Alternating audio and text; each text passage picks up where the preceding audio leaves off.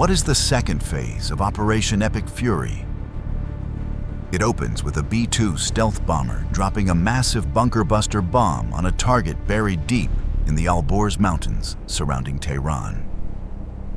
This target was not chosen at random. Hidden deep beneath the mountains, Iran has built a multi-layered maze of underground tunnels, a vast network created to conceal its strategic crown jewel, system glowing a with hidden huge energy. arsenal of ballistic missiles. Their plan is clear, but extremely dangerous. From those secret bunkers, missile units can suddenly emerge and ambush American aircraft when they are least expecting it. So how do you deal with a threat buried that deep?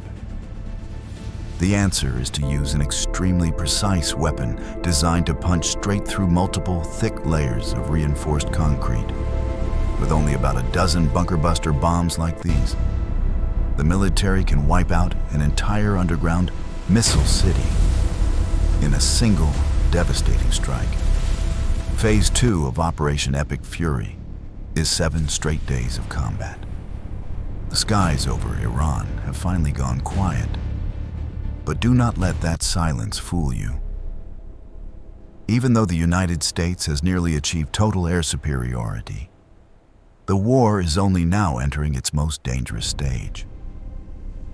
If Phase 1 was about taking control of the skies, Phase 2 is aimed directly at Iran's strategic ballistic missile systems hidden underground.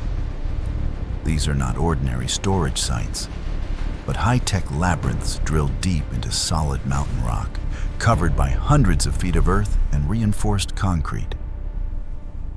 A standard bomb would do little to no meaningful damage here. The problem is that Iran is still not completely out of the fight. If the US already controls the skies, why not simply send in conventional fighters? Because even though Iran's main air defense network has been broken apart, surviving surface-to-air missile systems, such as the S-300, can still remain hidden in the shadows.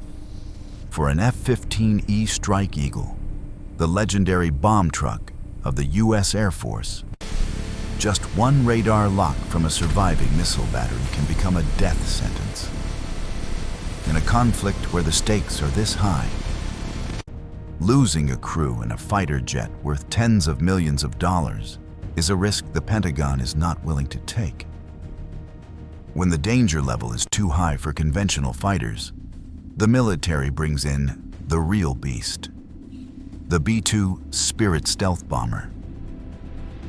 This flying wing aircraft, worth about $2 billion, was built almost for one purpose alone: to go where no other aircraft dares to go. It does not fight enemy air defenses in the usual way. It almost ignores them. Flying quietly in the stratosphere, the B-2 is the only platform in the world capable of penetrating contested airspace to deliver the killing blow, dropping dozens of 2,000-pound BLU-109 bunker-buster bombs, enough to rip open an entire mountainside. The targets were hardened underground weapons complexes, often referred to as missile cities, carved deep into the bedrock of the Alborz Mountains around Tehran. This long-range strike mission began thousands of miles away at Whiteman Air Force Base in Missouri. 4 B-2 Spirits took off on a direct round-trip mission, relying on a fleet of aerial refueling tankers operating over the Atlantic Ocean and the Mediterranean Sea to complete the journey of more than 6,000 nautical miles. Before the B-2s moved in on the target, US and Allied forces carried out a suppression of enemy air defenses campaign. EA-18 Growler's heavily jammed radar systems, while fighter jets struck still active surface-to-air missile launchers, blinding the defense grid and opening a safer corridor for the bombers. Calculated tactics. As a result, the B-2s were able to quietly penetrate the weakened airspace almost completely undetected. The tactic for destroying facilities buried so deep underground was also carefully calculated. Once over the exact target coordinates, the bombers opened their internal weapons bays and saturated the area. Instead of dropping one huge explosive, they deployed multiple precision-guided bunker busters, calculating the best impact angles to collapse reinforced concrete entrances, destroy ventilation shafts, and exploit structural weak points. The goal was not just to damage the surface, but to bury the ballistic missiles inside the mountain itself. In this operation, the B-2s dropped dozens of BLU-109s, 2,000-pound precision-guided penetrator bombs. This strike was part of a broader 72-hour campaign aimed at roughly 200 hardened infrastructure targets deep inside the region. What many people are curious about, though, is the difference between the BLU-109 and the massive GBU-57. While the 30,000-pound GBU-57 MOP is used to crush the deepest parts of a mountain, the GBU-28 and GBU-31 serve more like precision surgical tools. The way these bombs work is also especially notable. When they drop from the belly of the B-2 Spirit, they fall like a traditional unguided bomb. But the real power comes from the fuse system. Weapons crews can fit a nose fuse, a tail fuse, or both. If the bomb hits the ground with the nose fuse activated, it detonates the moment it impacts, creating a massive surface explosion. But if the pilot needs to break through a hardened target, they rely on the delayed action FMU-139 tail fuse. With the help of gravity and the bomb's heavy casing, it can punch through the concrete surface of a structure. Once inside, the smart fuse counts down milliseconds before triggering the 500-pound explosive charge, destroying the target from the inside out. Considering that it costs only about $4,000, the destructive return it delivers is truly astonishing.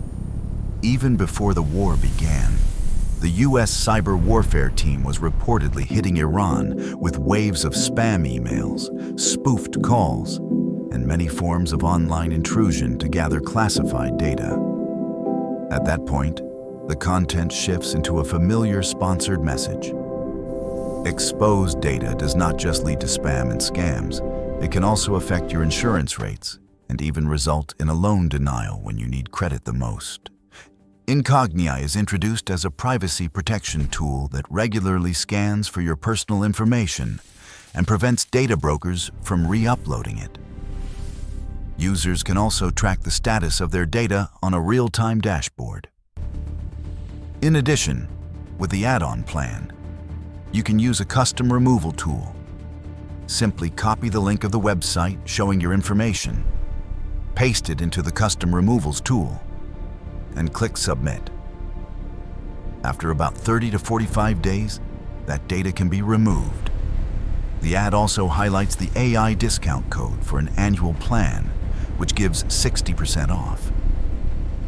Going back to the technical side, the difference between the BLU-109 and the massive GBU-57 also shows up in the deployment process. The first step is the bomb delivery platform.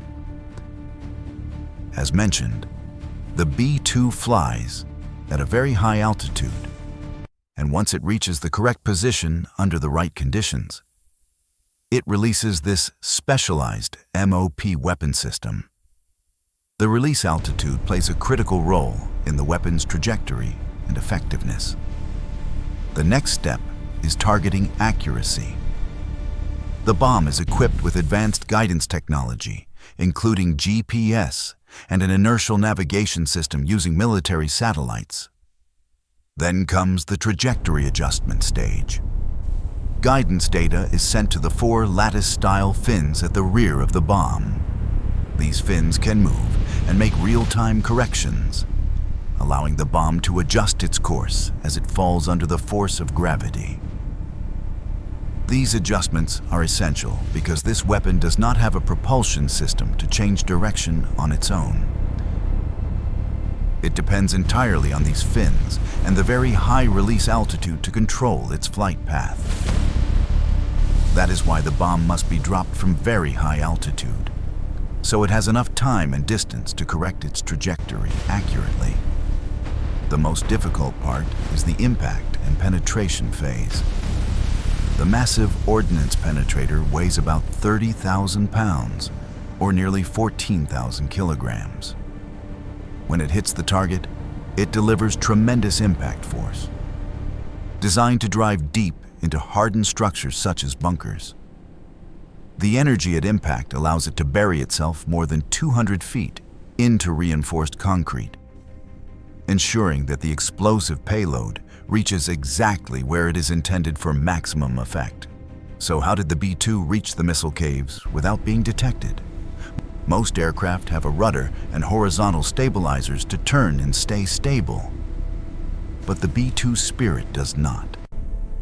The reason is that any vertical structure can reflect radar waves. So this aircraft was designed without a vertical tail or conventional rear rudder.